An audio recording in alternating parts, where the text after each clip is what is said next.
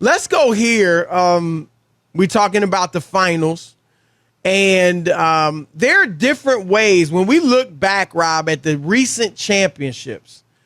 And we know this has been a super team era, although it looks like that could be ending.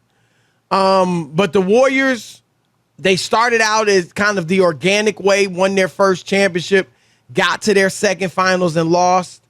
Then they went super team, 1, 2, and 3 years. And now they're back to the organic way, and we'll see if they end up closing the deal.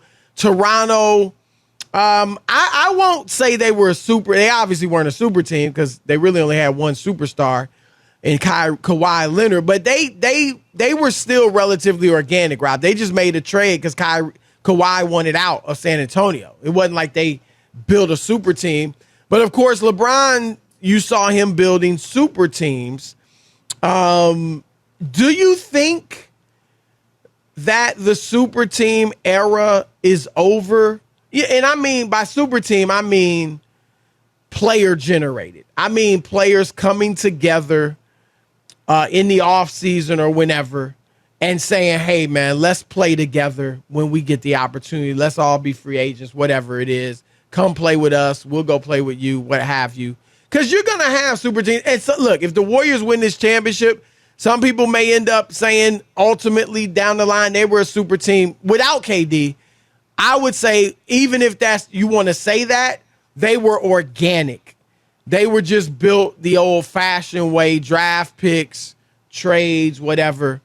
But do you think the player-generated super team, because I don't see as many players, Rob, looking to do that as you saw with over the past decade, it seems. We'll see going forward, but what are your thoughts? Yeah, it's hard to tell because you don't have a new batch of players, really. The guys who are currently there, Ja Morant, who likes Memphis, and Giannis, who stayed in Milwaukee. You know what I mean? So those are some players. But I do think time will tell if there will be, some other guys who come on the scene as time goes on. I don't think there's anything prevalent, and I said that why I thought Giannis winning a championship was big for the league in that he stayed where he was. It could change. It could help change that. I think it was huge. And remember, he was roundly criticized for staying in Milwaukee. And everybody, you'll never win. What a mistake. I didn't think he'd win the title there. Yeah, you were one. I think you said it. Yeah, but a lot of people. But I didn't think he'd win the title. Yeah, a lot of people said he was dumb. You're going to regret it. You should have gone to Miami, right? Joined Miami, and they had a team that had beaten him in the bubble, and he would have been gold in that team. They would have won a championship and all that, and he bucked it. So I think that the trend doesn't seem as if it's there, but I'm not so sure. Christopher's totally dead, and that we can say it's the end of it. Well, whichever team wins this year will be organic. Celtics organically built, Warriors organically built. But like you said, here's the thing. If there's a player that's tremendous, like say it's a Ja Morant or a Luka Doncic, or even a Jokic, whoever, Embiid, any of these superstars that keep coming up short, Rob. And you know how it works. Young player, come into the league, you're phenomenal, right? You're oh my gosh, wow, this dude is great. Nobody's really, your first couple years, Rob, nobody's holding wins and losses over your head. Certainly not playoff wins and losses because you're young. You're just trying to establish yourself as a great player in the league. But then over time, people begin to, he can put up numbers. All-star, okay, all that. But can he win? He can't get past the first round. He's not, you know what I mean? And that's where guys begin to feel the pressure. If you got to be a high level. You can't just be a really good player, an all-star.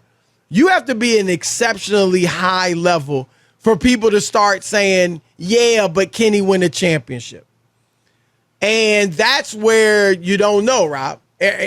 After 4-5 years of that, and if he doesn't win it, will Ja Morant be like, you know what, man? I got to get some dogs with me to get it done. Will Luka Doncic be like, right. I need something else, you know?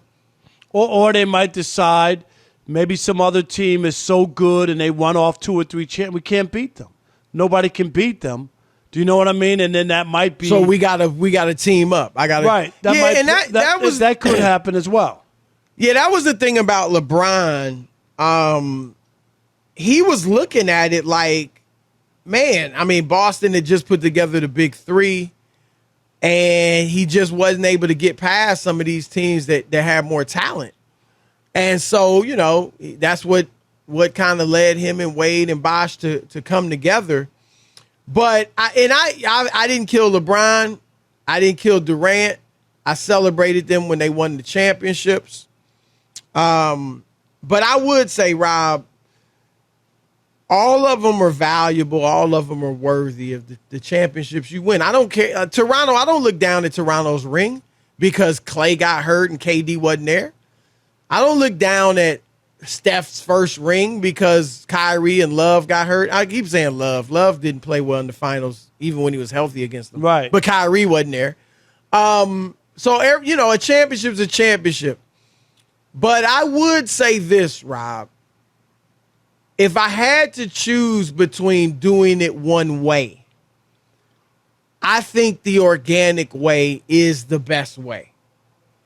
I compare it to this. If I went to a park, guys are playing, guys are running, you know, a couple guys already got next and all that. And I'm sitting there and I'm watching the games.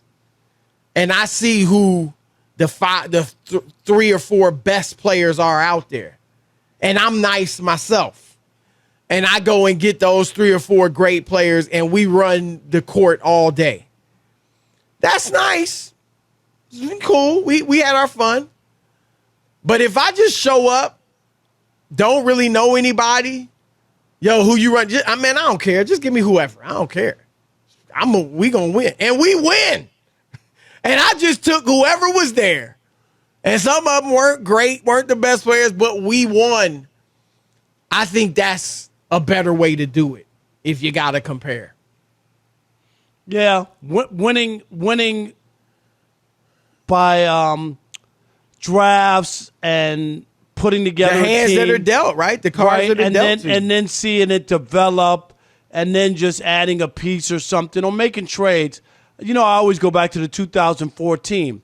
It was put together, Chris. There was a lot of good players who never panned out in other places, right? Chauncey Billups, Michael Jordan, 2004 Pistons, 2000, right? That team, right? That was put together.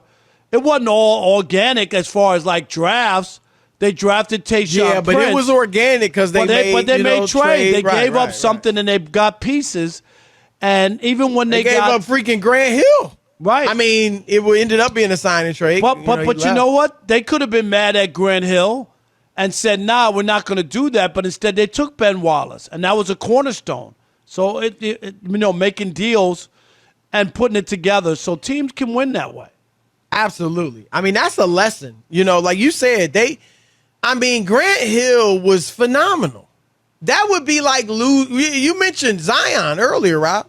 It'd be like losing Zion. I mean, Zion has not played enough and to be, compared to Grant Hill. But my point is somebody of that stature, you know what I mean, that is viewed as a future superstar. That's what it would be like if Zion walked away. And, Rob, we've seen it. Boston, Kyrie leaves. You think, oh, my gosh. And here they are now in the finals. And so teams, it's not, sometimes it works out if you lose a top player, but you build the right way in their absence.